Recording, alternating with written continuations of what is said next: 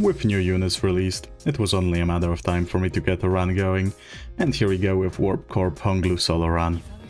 We grab 20% damage reduction from Zwei Sinclair and LCB Mersault, as well as G-Corp Gregor for much needed extra 5 health for every clash we win, alongside Warp Corp Faust for more charge to fuel our shields.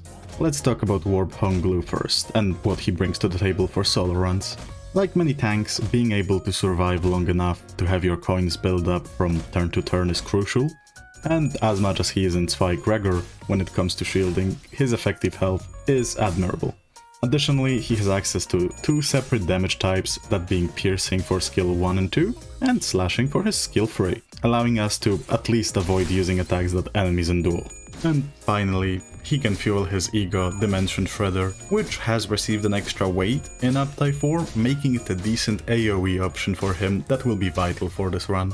In all honesty, Warp Honglu has been as fun to solo things with as Sancho or Heathcliff, due to sheer fact that there's a lot of small decision makings you're faced with in each battle. In some battles I could use skill 3 to give full 20 charge shield twice in a turn, and trust me, sometimes it's needed. We obviously go through with a lack of blend damage, however to my surprise, Slash and Pierce are working very well together. They cover each other's weaknesses great, which I'll go into more details once we are in the appropriate fight. I ought to thank you everyone. As we reached 500 subs goal, I didn't think it would happen, let alone as quickly as it did. And I'm glad you're all enjoying content. I have opened my Discord for anyone willing to hop on, chat, and play some games together. It makes every morning better to wake up and see more and more comments pop up, and I genuinely hope I can continue to provide content for you all. But for now, let's go back to the actual video.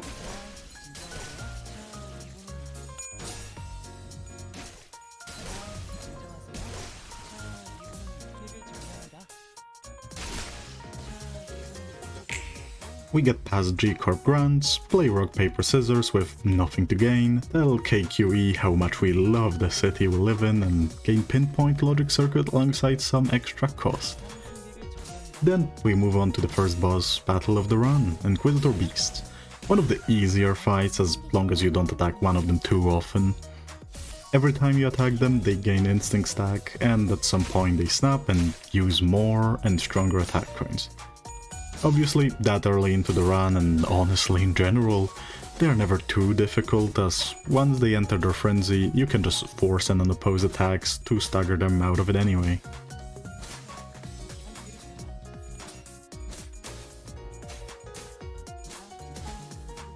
We don't really get any useful ego gifts through the floor 1, however, Nebulizer as a boss reward is very welcome. Especially if we have to reroll a fight for a crit if we get stuck. Our first shop we also get to grab a Pendant of Nostalgia, which will make our odds slightly higher for lack of Gloom affinity, and for passives we grab She Heathcliff and LCB Rhodia for more damage, as well as the usual buffs from G-Corp Otis. Pekatula fights are usually boring, and if you beat the first one you've beaten all of them. Obviously, the tankier units actually tend to struggle more on them, especially when you miss the stagger threshold on your first attack in a turn. But at the end of the day, with G-Corp Rigor passive, we can keep ourselves healed up at the end of the battle, and we can always rely on Dimension Shredder reviving us in a pinch. Albeit, if that ever happens we will end up staggered, so it's really not a favorable option. Naturally, going forward, I'll skip any Pekatula fights since they are just a time sink.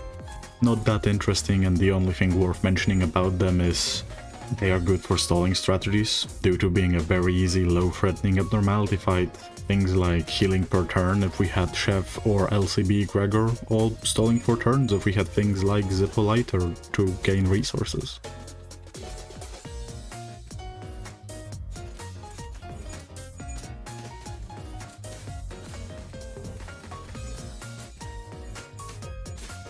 We grab ourselves a phlebotomy pack from this fight, and we are greeted with an event that gives us Homeward right after, which will allow us to be way more lenient with how much health we lose from fight to fight, and thankfully won't force me to stall for turns just to clash with skill 1 on panicked enemy for as long as I can. With Doomsday Calendar as our second boss, we can utilize the shield to tank many attacks. Important to keep in mind, we will not have Chef Ryoshu's passive this run at all, which I think is going to be the first where I opt out not to have it. We wouldn't be able to have it active due to complete lack of lust, and before grabbing an ego gift allowing it, I see no point spending 100 cost for the hypothetical passive. And on that note, it's worth mentioning that for some reason clay dolls don't count as separate enemies, so that passive would have not worked here anyway. And if ever getting low, we can just clash with clay dolls for our health back.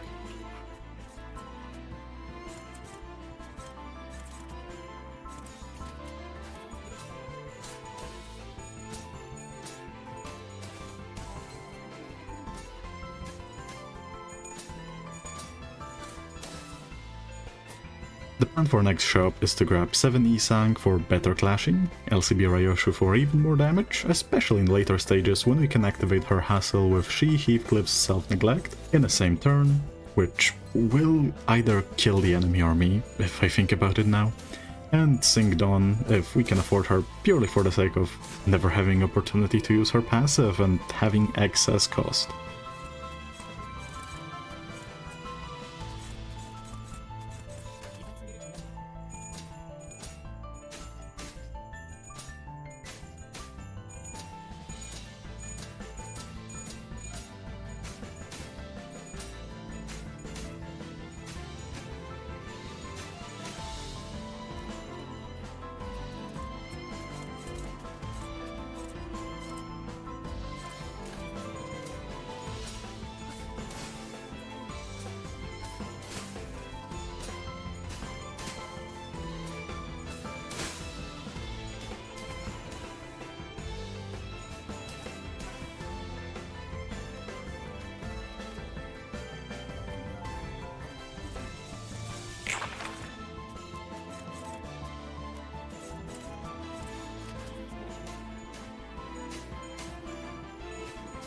After a long battle of attrition, we get through Calendar, mostly unscathed, and are rewarded with a choice between Tomorrow's Fortune or Wristguard. In all honesty, I think Tomorrow's Fortune was the play, but how can I resist Charge Gift in a charge-centered run?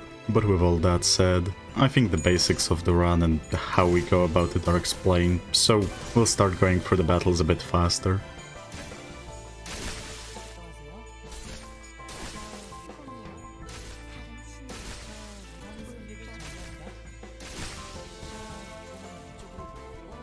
There is one battle I wanted to talk about, and this is it. Fairy Wine and Talisman enemies. At the start of the video I mentioned that even though we lack blunt damage, Pierce and Slash work very well with each other, and this node is perfect example of it. Dimension Shredder always targets enemies in the back, which are usually the Talisman enemies, which are weak to Slash. Well, I can use Pierce attacks to deal with the Fairy Wine enemies weak in the front. Obviously, not all blunt nodes are like that. There is always Corp and Technology Liberation Alliance, but as long as we can get an early stagger with Dimension Shredder, we should be fine. As for pathing, a bit late, but better late than never. I honestly learned that prioritizing Pekatula fights over event nodes is the play.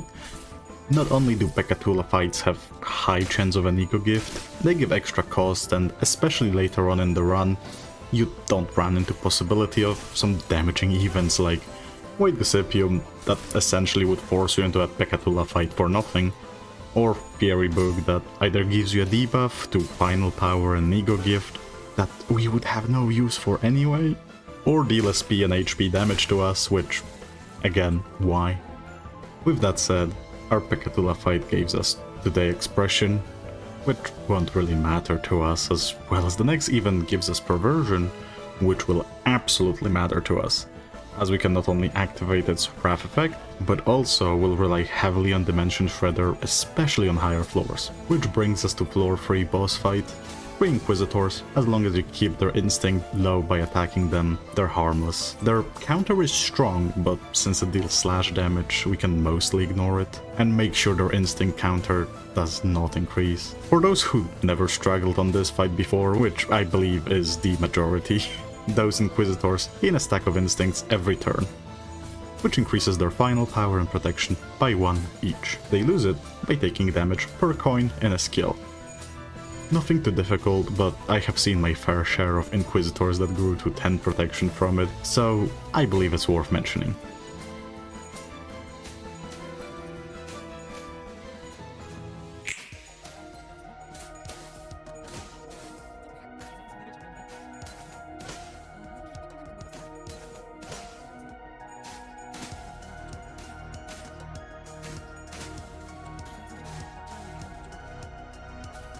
We are rewarded with Wound Cleared and catch ourselves a Special Contract and Electric Sheet. And with that, can we just talk about how extremely powerful Special Contract gets against some bosses? Like, seriously, it's insane how much damage it can just provide at times. Let me know in the comments if you would care about an Ego Gift tier list from yours truly, -45 Sanity Solo Player X. That's so bad.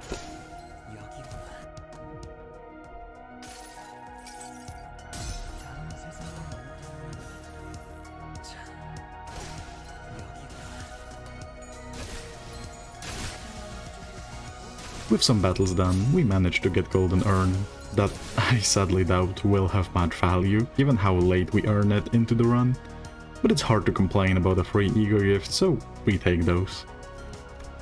Our charge build gets a bit more cohesive as we get an Employee card, and as we commit to yet another Pekatula fight over an event node, we get nothing from it. And move on to the 4th boss of the run. And it's very Gentleman. In most circumstances I would speed up the fight dramatically, but I believe it's worth showing fully as it presents how powerful Warp Honglu's charge barrier really is, considering he's weak to Bland and that Tremor Burst will affect us more than on some other units.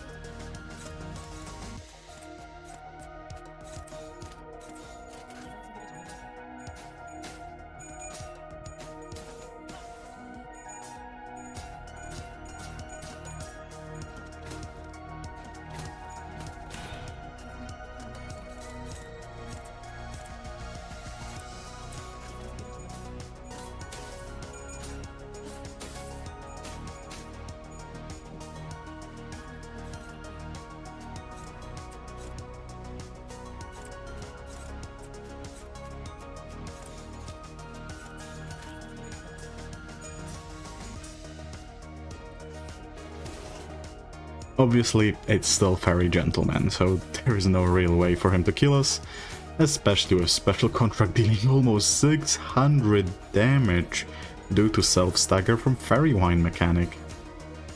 Honestly, this gift can be insane.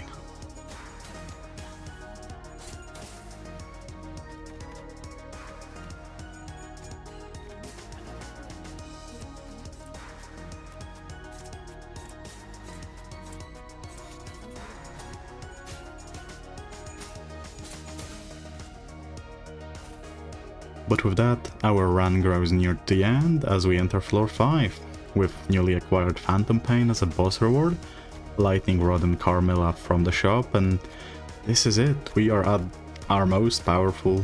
All left to do is get past some Corp terrorists by spamming Dimension Shredder. Before we get to the final boss, I just want to say thank you all for watching, it is a blast to create those videos to me. Even when it takes hours, I just enjoy running Mirror Dungeon hard with those solo strategies. I have read the comments and tried to do some runs with other requested units, and since it looks like we'll have a week without the new units, and I'll be real, I don't think I can do it with Warp Ryoshu for now. I expect something interesting next time. The boss will be a bit scuffed at the end, I don't know why my recording always gets somewhat ruined on that specific boss, and it freezes recordings at times. Hope you liked the video regardless, subscribe for more if you enjoyed it. That was Axel.